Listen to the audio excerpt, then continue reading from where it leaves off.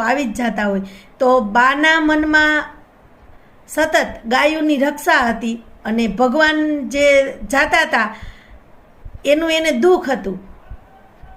એટલે એ કદાચ એની ભક્તિ જે હતી એનો નાદ ભગવાને કંઈક સાંભળ્યો હોય એવું આમાં લાગે છે. 2-3 દિવસ પસાર થાય છે ત્યારે એક રાતે ભાઈની વાડીએ ખૂબ ભયંકર, ખૂબ મોટો એક સાપ આવે છે અને એ સાપ છે એ જ્યાં જગ્યાએ ગાયોને બાંધેલી છે એ જગ્યાએ આવવા માટે કોશિશ કરે છે, પણ ભાઈએ જે ગાયોની રક્ષા માટે જાળી લગાવેલી હતી એ જાળીની અંદર એ પ્રવેશી નથી શકતો અને એ જાળીમાં ફસાઈ જાય છે અને એ ત્યાં જ અદબેભાન અવસ્થામાં થઈ જાય છે.